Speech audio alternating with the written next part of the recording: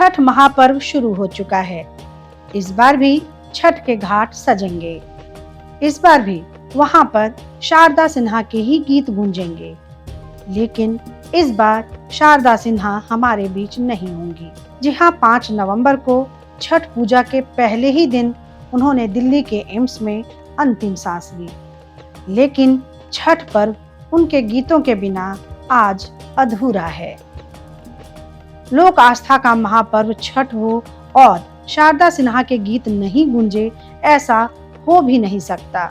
या यूं कहिए कि शारदा सिन्हा के गीतों के बिना छठी मैया की पूजा अधूरी लगती है।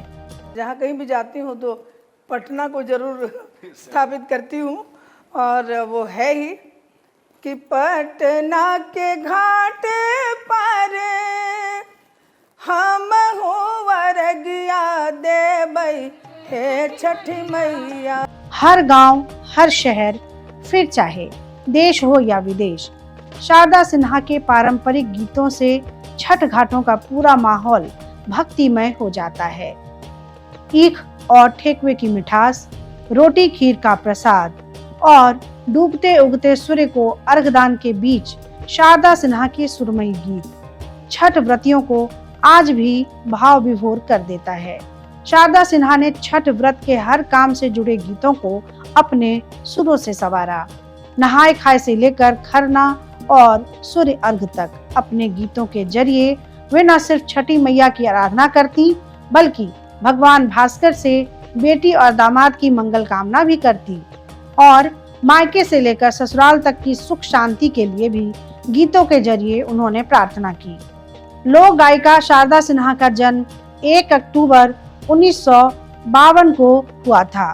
शारदा सिन्हा का बहुत ही कम उम्र में गायकी की तरफ रुझान हो गया, जो आगे चलकर इतना निखरा कि आज दुनिया भर में लोग उन्हें बिहार की कोकिला के नाम से जानते हैं। शारदा सिन्हा को फिल्मी गानों से ज्यादा छठ गीतों से पहचान मिली। दरअसल छठ गीतों को मशहूर करने का क्रेडिट शारदा सिन्हा को ही जाता है, जिसकी शुरुआत उन्होंने 70 के दशक से की थी। छठ का पहला गीत भी उन्हीं की आवाज में रिलीज हुआ था। उसी गीत ने शारदा सिन्हा को लोक गायिका के तौर पर मशहूर कर दिया था। छठ महापर्व के मौके पर शारदा सिन्हा के गीतों की बहार चारों तरफ देखने को मिलती है। हर साल वो छठ पर अपने नए नए गीत लेकर आती थी। असल में शारदा सिन्हा की आवाज में ही छठ व्रत की भावना बसी थी, इसलिए उनके गीतों में छठी मैया और सूर्य देव के अलावा गंगा मैया भी शामिल होती थी।